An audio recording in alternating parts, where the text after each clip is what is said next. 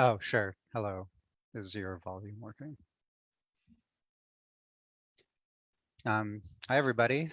My name is Michael. I have a book out with Drawn and Quarterly, Birds of Maine. Um, it is out this month in stores everywhere, or in a lot of stores.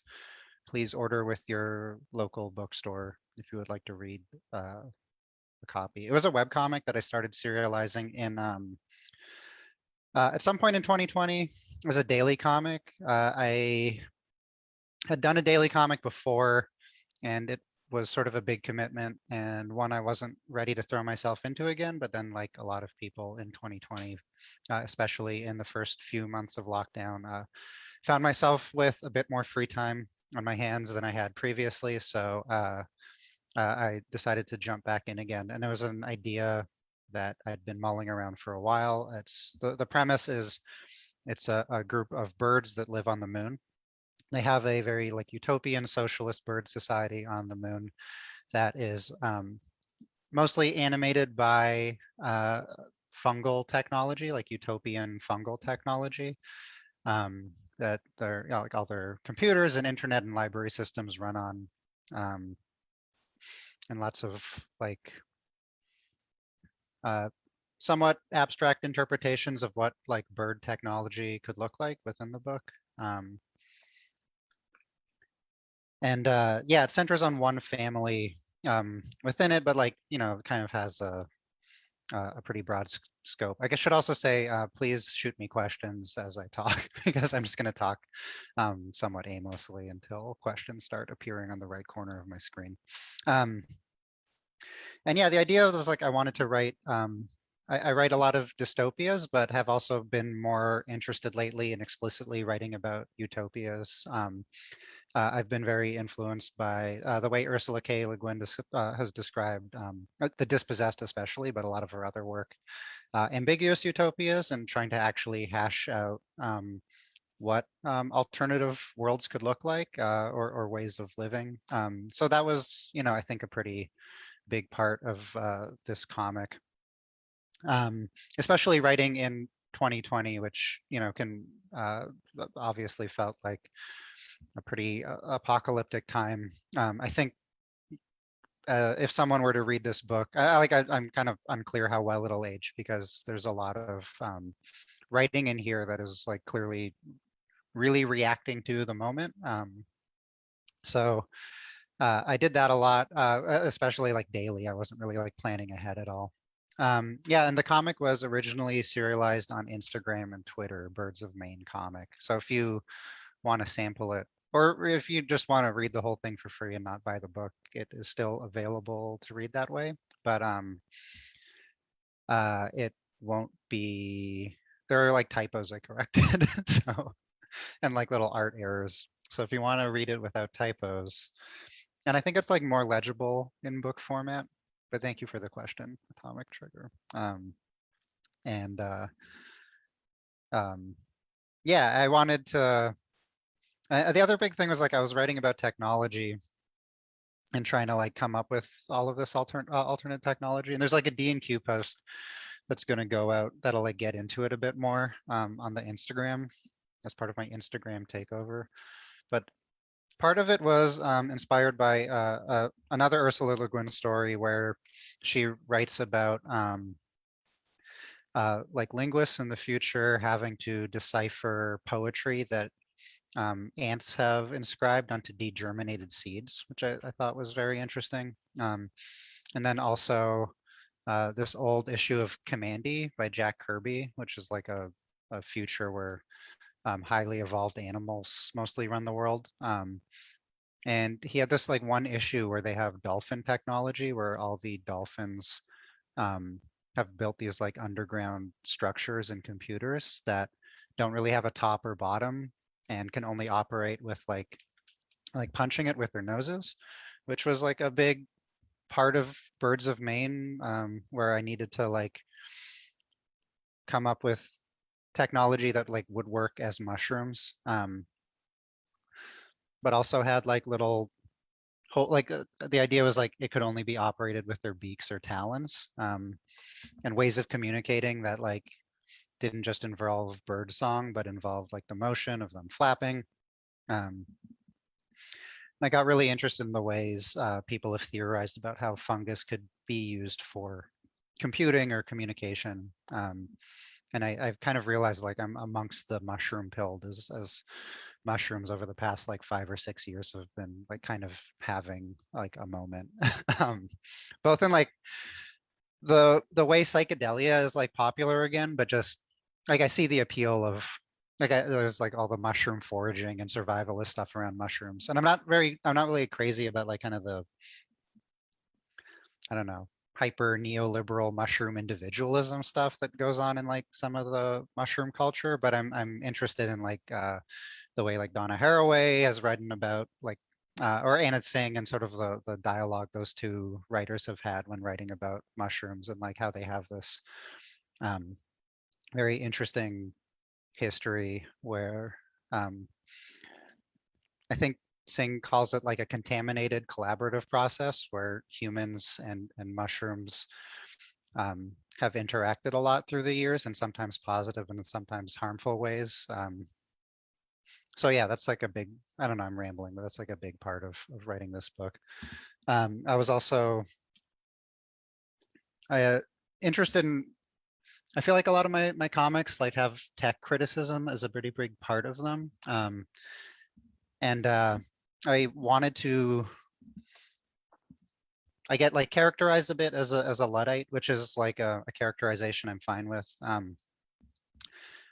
But because I'm always like very critical of technology, one of the things I'm critical about isn't just like technology in general, but it's about the ways we think about technology as this thing that just invents itself. And like I think there's this misconception that like these developments just happen and we don't really have much say over them happening. And we hopefully can use it for good rather than ill, or regulate it in some way. But we really have no control over these things that just invent themselves. And it has created this sort of like techno pessimism where we just feel like we all acknowledge that whatever potential the internet has is now wasted, and the internet is just like something crappy that we all have to live with. But that's not the case, you know, and the internet was built on an infrastructure of like, you know, it, its roots are in this sort of like libertarian ideology, and it has links to the American military and like this industrial complex. But the internet didn't have to develop that way. There's like all these interesting alternate routes technology could have taken and computing could have taken, and the more you read about it, the more this like alternate history of technology develops, where something like computing or something like the internet or ideas around automation um, aren't like don't aren't built on this terrible infrastructure. And that was like a big part of Birds of Maine, was like imagining what that would look uh, like more egalitarian and like maybe even holistic versions of the internet or of computing. Caitlin asks, I noticed there were lots of panels where you situated the characters in big open spaces. Was this to emphasize living nature of the ecology around the birds? Yeah, I both like kind of drawing open spaces, both because it means I have less backgrounds to draw, but I do like working with like big color fields, and I wanted to like make a very like colorful book.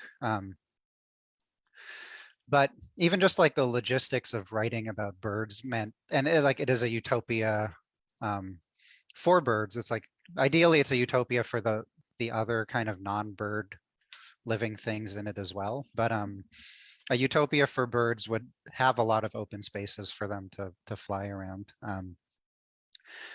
And yeah, so like branches and fungus were like the big things I wanted to have like bird architecture be based around, but I did need to make sure that they had a lot of space to fly in. Some of the visuals that like influenced the look of it, it's kind of funny because like I have piles and piles of like reference for like flora and fauna in my studio, just like a lot of actual bird books. But for the most part, I like never ever refer to them. Um, Sometimes I do, but I mostly just like soak it in, and then like I think someone who with like more meaningful knowledge of birds might even be actually like frustrated with some elements of the book. Um, so the things that like really did uh, influence the way the look of the like the look of the world was one big one was the art of Joseph Yoakum, and I think it's like pretty obvious to see the way like uh, this sort of drawing like filtered down into my work, not just this comic but others. I'm like very indebted to his approach to landscapes, and I think I always have been. Like even some of my earlier comics, I think it's pretty obvious the way his drawings informed my work. And then another big one was this French Mattioli comic, which I think is a cartoonist most people know for Squeak the Mouse. Also because that's one of the only ones that was actually translated into English. I think recently Fantagraphics put out like a nice Squeak the Mouse thing. But M. Le Magicien is like his much more family friendly comic. And um, it has these like really beautiful colors. And it's, you know, it's like a fantasy. It's, I think like maybe Wizard of Id is like a pretty close analog. I don't even read good French, so I like only have like a vague understanding of everything. But I like love looking at these pages. And yeah, his approach to color and the like otherworldliness of some of his visuals, yeah, has been a big influence on me, and I think really informed like Birds of Maine in particular, like alongside, yeah, a few others. Um, Thank you for the question, and yes, please keep shooting questions as I think of things to talk about from this book.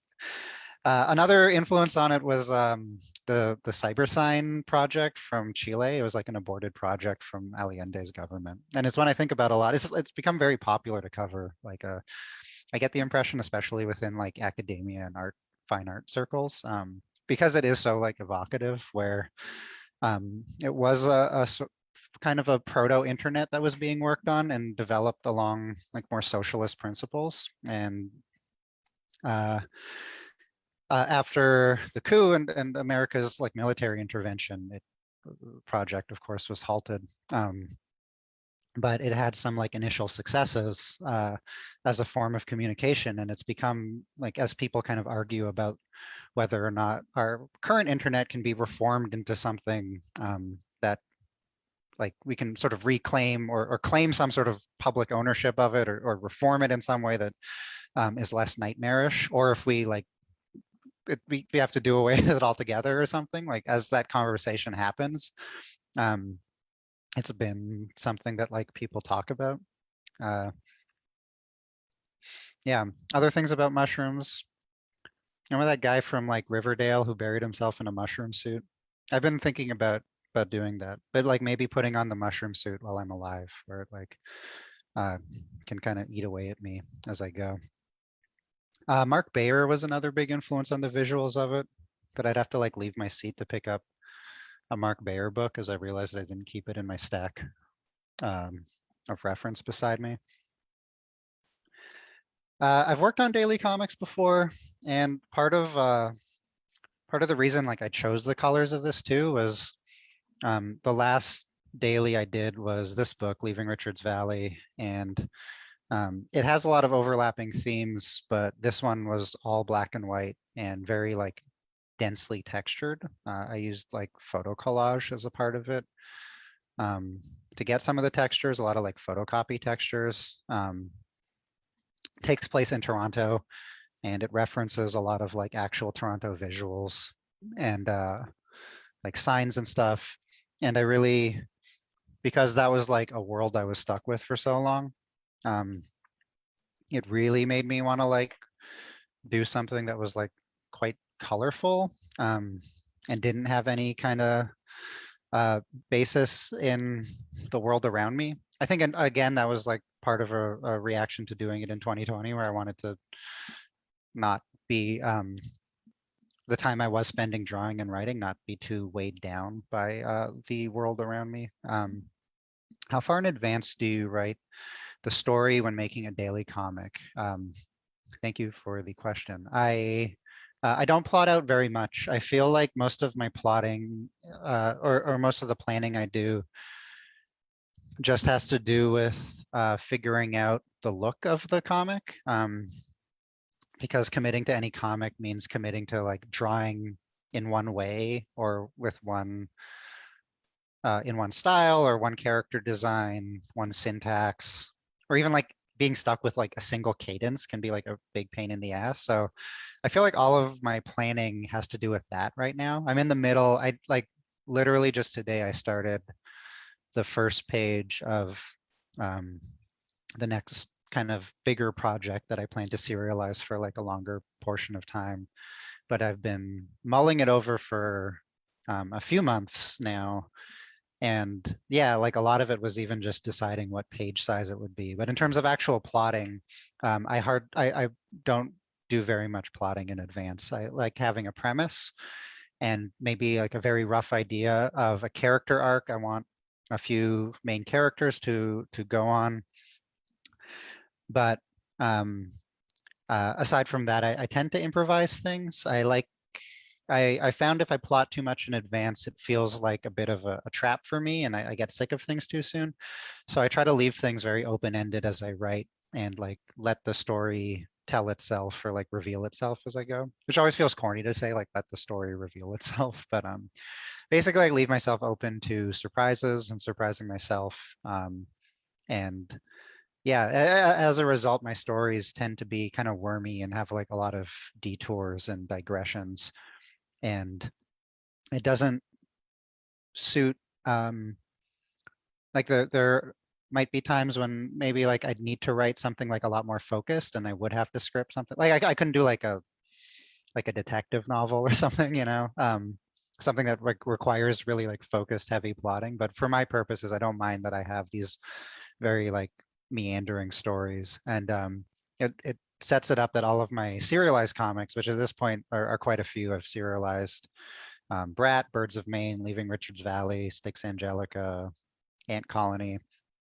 They all tend to like have these like really big casts of characters by the end of the comic because I like having all these digressions and introducing like new people to the world. Caitlin asks, do you have particular inspirations regarding lettering? Your titles are eye-catching. Thank you. Yeah, one of my lettering is like very, very much informed by gig posters, and I still do a lot of poster work.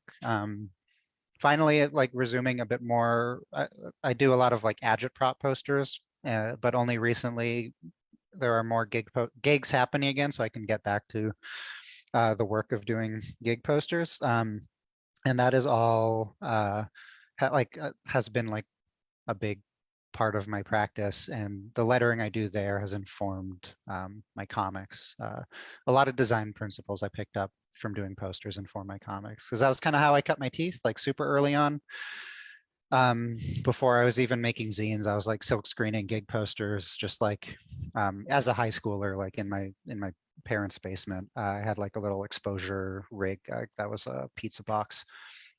Yeah, and that stuff taught me a lot. And this is like a thing I cite all the time, like probably in probably too much, but Seripop, Serigraphie Populaire, who printed a lot of noise. They're presently like still doing really incredible like fine artwork, but when I first got to know their work, they were mostly doing design for the noise and punk scene in Montreal and sort of its surroundings.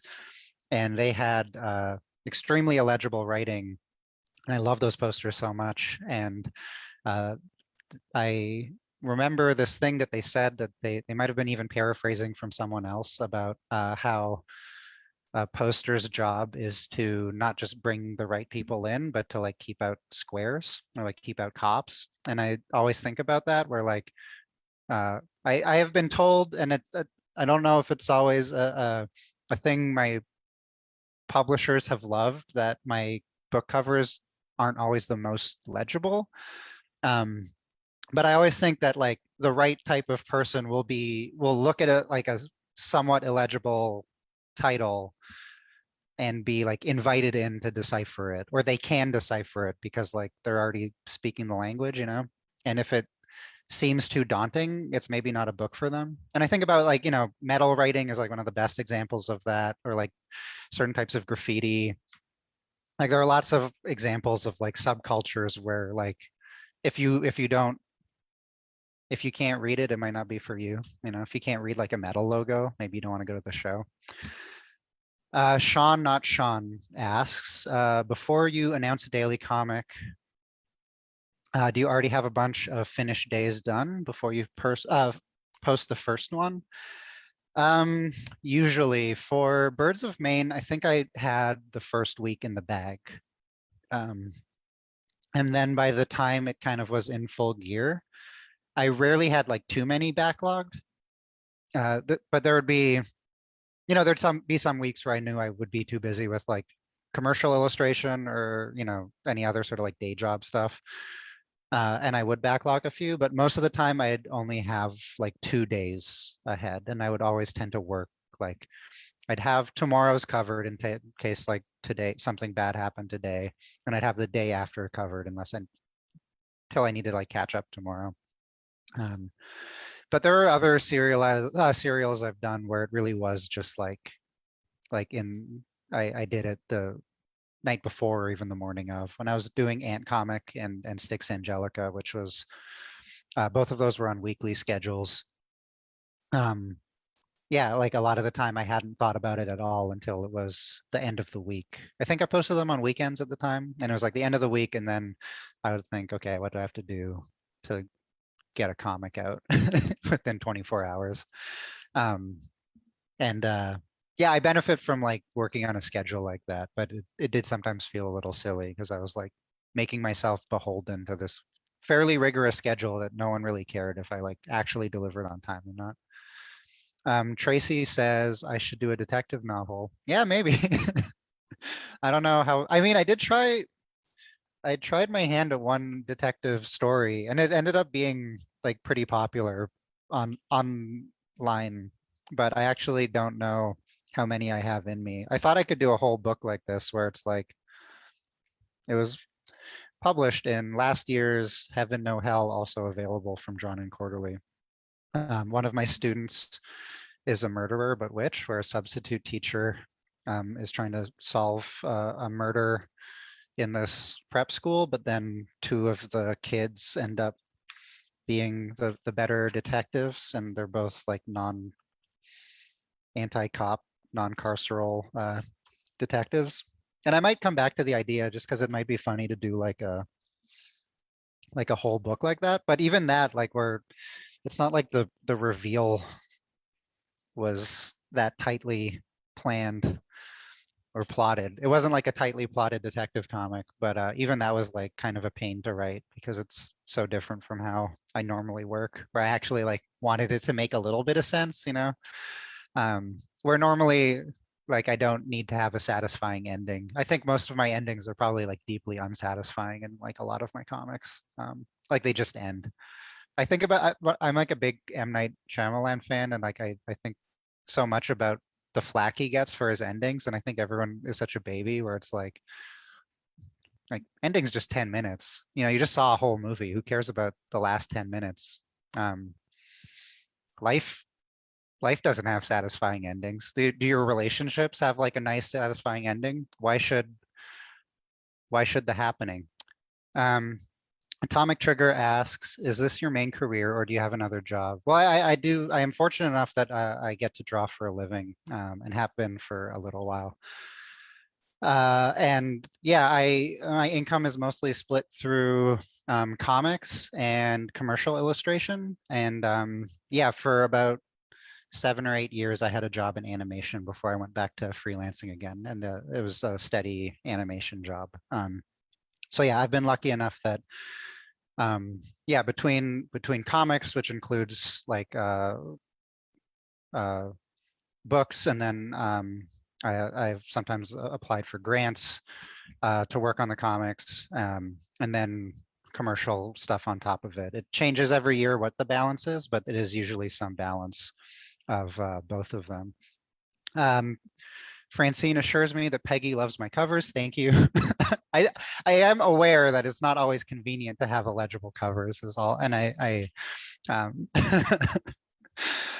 DNQ reminds me about Kid Mafia. Oh yeah, I forgot about Kid Mafia. Someone like tagged me in a Kid Mafia thing. Do I have any in this? I'm sitting next to like a bunch of milk crates that like contain like my life's work in this pile. But I might have thrown away all copies of Kid Mafia, but that was like Crime Story that I'd been working on for a while. But at some point I got sick of drawing a comic that had like guns and stabbing and stuff in it, and I abandoned it with like a bunch of issues in the bag that nobody ever saw. Patrick just dropped an LOL in the Instagram chat. Thank you, Patrick. I appreciate that.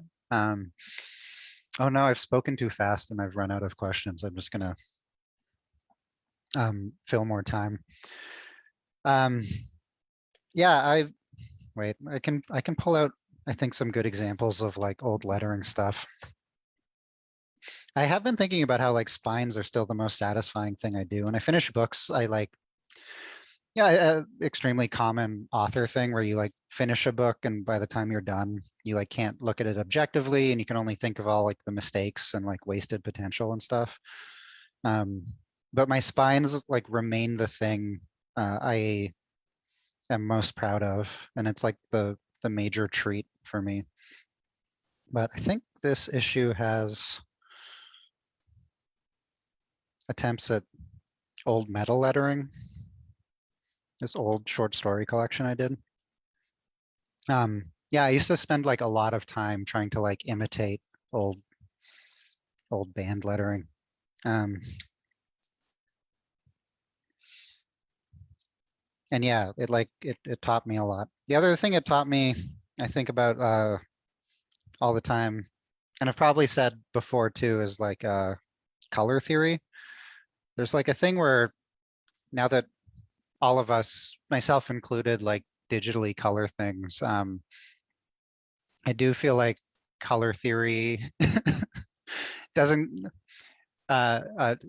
Wonderful artist Jillian Tamaki was the one who introduced me to the idea of like color story, and I sometimes feel like when you have access to like all the colors, it makes for like less coherent color stories. And I think cutting my teeth silk screening like taught me to do a lot with like a little because I had limited access to colors, and like it really was like I had 2 or 3 things of ink and I was just forced to make do with like every possible combination of those 3 colors across like multiple gig posters because I couldn't afford to do any more. And that like the figuring out like what the colors are going to be is like almost the most important part of the comics I do that are in color. What are your feelings about the astronaut ornithologist? How did you come up with the character? Oh yeah, so in the book, eventually the moon gets visited by this astronaut. And I guess I shouldn't spoil too much about what happens to them, but they don't like, an astronaut crash lands. It's an astronaut that's originally supposed to visit. And yeah, the astronaut was there. I wanted to make sure that because it's about birds on the moon living this alternate society on the moon, it certainly like alludes to something bad having happened on Earth, but I didn't want it to make it like a foregone conclusion that Earth is doomed, because also like part of, I think a big part of my politic is believing that even though things are probably going to be rough for like maybe the rest of my lifetime, that it's not a foregone conclusion that things are so doomed. And I think like part of the big problem, especially like when thinking about like climate, is we're, so correctly just weighed down with climate grief and despair, and some amount of despair is appropriate, but people feel really like paralyzed and think like there's actually like no hope for anything. So I wanted to make sure that like Earth is there.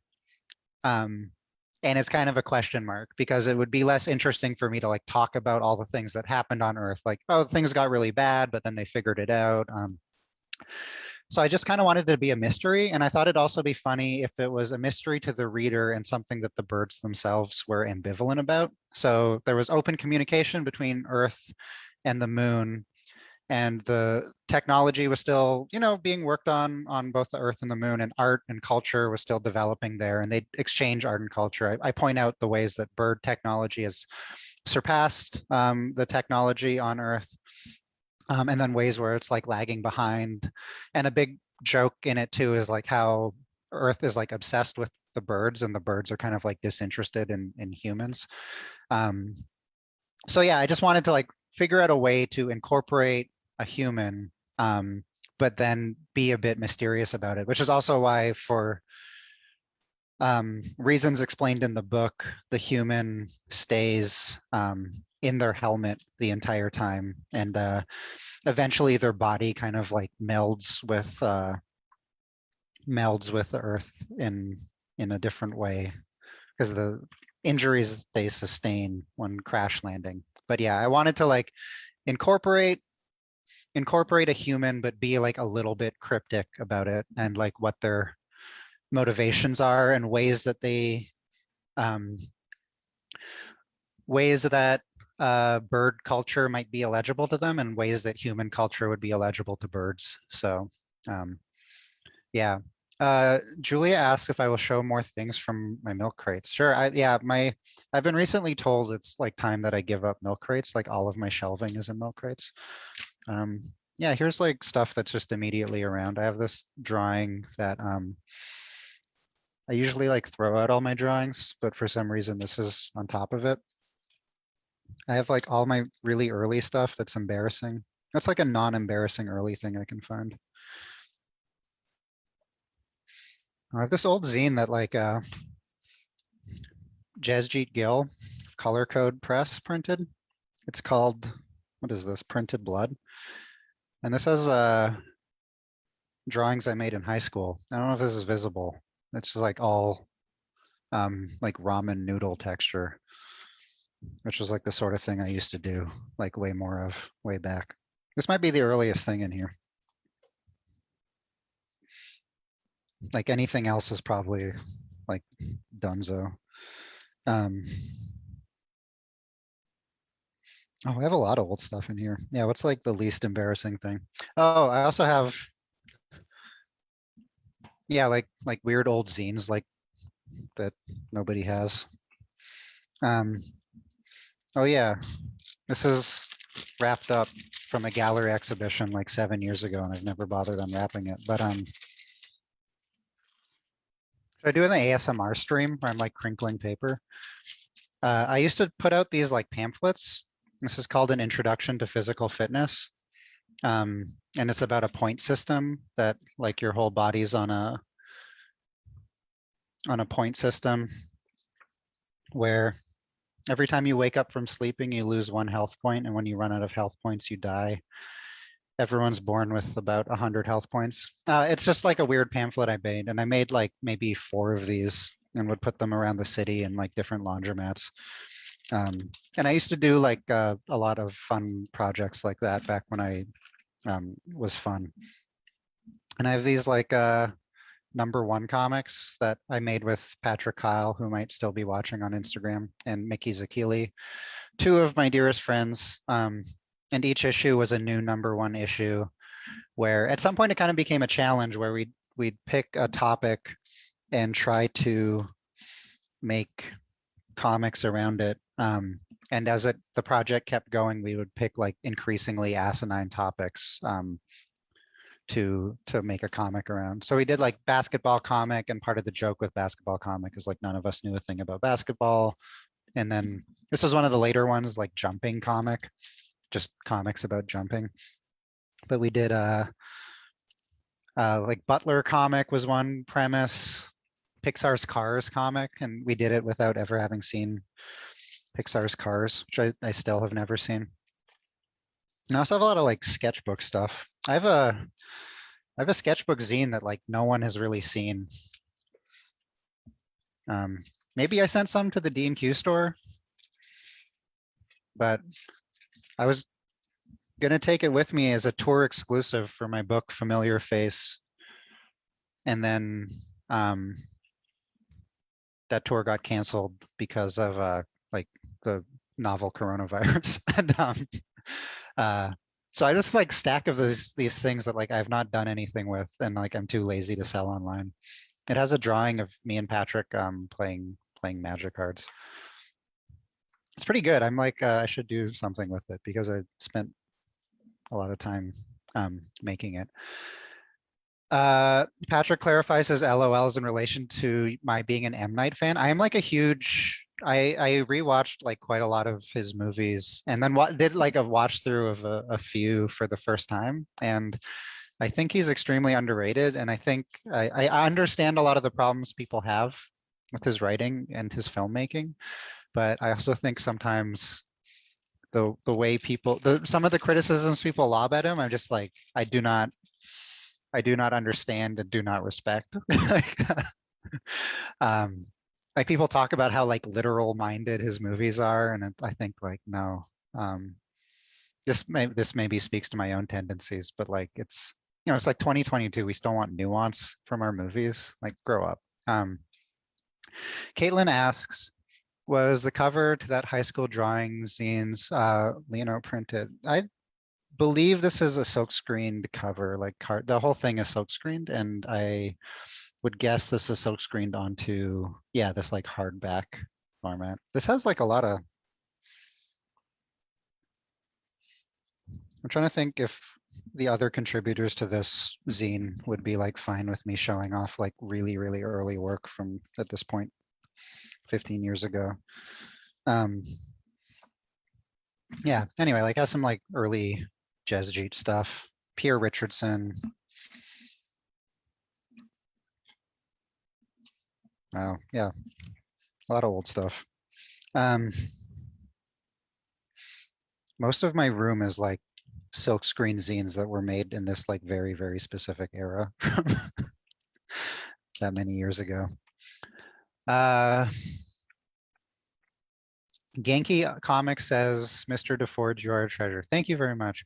Jillian says, show us the oh wait, which comics now? Any advice to aspiring graphic novelists? The big thing I always say to people is to set like show us the pages. The big thing I always say to people is to like set expectations to yourself for yourself, and like make those expectations such that they're just like a little above what you think you're capable of. Because I think especially for like a young cartoonist, a lot of what people tend to do is just like go straight for like a really big ambitious graphic novel or like a really big ambitious web comic, and they think I'm good, like I have this web comic idea or I have this like very long story. I don't know if this crinkling is annoying or like satisfying or like sensual or even erotic, but and they'll it's like a very common thing where they'll bite off more than they can chew and not be able to finish it. Because yeah, it's their first comic. They think they'll get sick of it really quickly or run into problems they hadn't really anticipated. So the best thing I think you can do is to like have a realistic idea of what you already can do. Like you have maybe drawn an 8-page comic or drawn, so printed like X copies of a zine, and to just shoot like a little higher than that at first. Like if you've only done like a bunch of like one-off strips, maybe try doing like a 30-page narrative versus like immediately going for like the 200-page behemoth of a book. Because yeah, that's like a very easy way to like burn yourself out quickly or just end up with like a lot of pages on the cutting room floor. But that's also just like a part of being a cartoonist, is like you don't really learn your limits until you've like come up against them, and like kind of everyone needs to like shit the bed a little. I've pulled out like other things. Stop Sending Me Messages. This was like another pamphlet I made. Um, a rare issue of Kid Mafia that got abandoned. Um, I don't know how many people ever got issue 4. Um, my friend Dustin Harbin got really mad when he found out one existed. Uh, yeah, more like sketchbook zines. I used to be very like rigorous about printing these, like once every year, once every few months, and I'm like no longer so rigorous about doing that. But yeah, and then like really early stuff from uh, here's like a more like a larger version of that page of like metal lettering I did. But this was like an old zine done with Steph Davidson and Jesjeet Gill from like way back. Has these like wonderful Steph Davidson drawings, and then there's one of Jesjeet's pages. Yeah, like great Jesjeet pages. Um,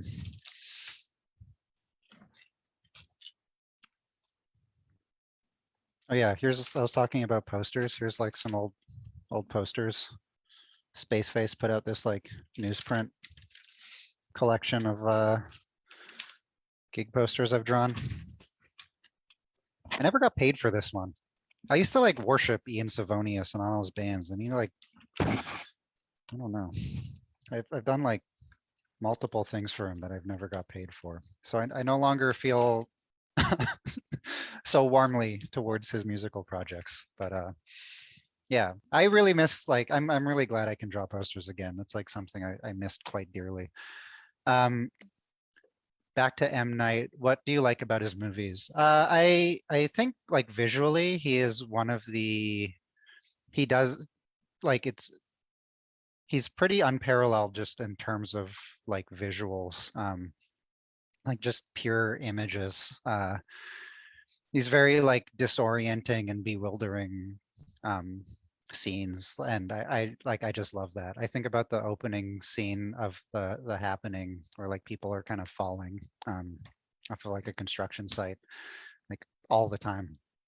Um, and yeah, I mean, I think the happening in particular is like kind of I understand the problems with the writing and acting in that movie, but I think about it all the time as like it's going to be really hard for anyone to make a piece of art, I think I would say for the rest of our lifetimes, where climate grief isn't one of the biggest parts of it, even if like a piece of art isn't explicitly about the climate. That's just going to be like part of the texture of everything we do and everything we make for so long.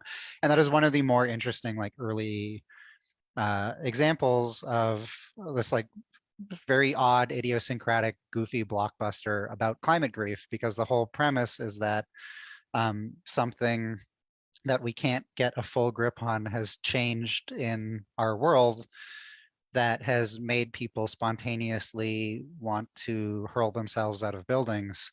And at the time, people criticized that for being um, too on the nose. And now I don't know if people would would say that right now. So yeah, I'm a big fan. I think he's like a deeply misunderstood filmmaker. Julia, who has the pamphlet, says she keeps them on the fridge, and the dog one really baffles people. Yeah, I wonder if I have the dog one. Hieronymus also adds that the Pixar's Cars comic is so great. Thank you. Yeah, I maybe one day I'll finally watch Pixar's Cars. What media are you consuming right now? TV or movies? Nothing super interesting. I guess I'm watching the same TV everyone's. I'm watching like Nathan Fielder's The Rehearsal, and I have mixed feelings about it, but I'm part of the cultural conversation happening. And then movies wise, I'm in the middle of watching Obayashi's anti-war trilogy, which is great. And I just watched a really interesting one he did called Turning Point, which was about a this is the director of like Hausu and like Drifting Classroom and the Discarnates, who passed away, I guess, at this point 3 years ago now. And he directed three really beautiful, touching um, movies about the legacy that the lasting legacies that wars had on Japan, and they kind of each movie crosses like huge swaths of time and has a lot of like different visual experiments in it. Casting Blossoms in the Sky is the first of the three, and then it almost becomes a quadrilogy because the last movie he directed before he finished, before he died, Labyrinth of Cinema, also like kind of touches on these things. But yeah, he did a movie called Turning Point that I liked a lot. That was really odd, about a woman who joins the editorial staff of a newspaper that's like mostly older men who are quite obnoxious. Yeah, it was a good one. Um, And yeah, I am told to wrap things up, wind things down, as Instagram is going to cut me off in like a minute. But yeah, thank you very much for tuning into this. I hope you like the comic, and like I mentioned, I encourage you to read it online if you want like to sample it, or if you just want to read it and not pay for it. I'll have no way of knowing you did that. So, but if please buy it too, if you'd like, and it's at bookstores everywhere. Oh yeah, I'm being told to hold the book up. I should promote things properly. Yeah, Birds of Maine. It's $40 Canadian, $35 American. Um, this is what the spine looks like. Yeah, thank you. I assume someone else will cut me off. Yeah, thank you for tuning in. Bye everybody.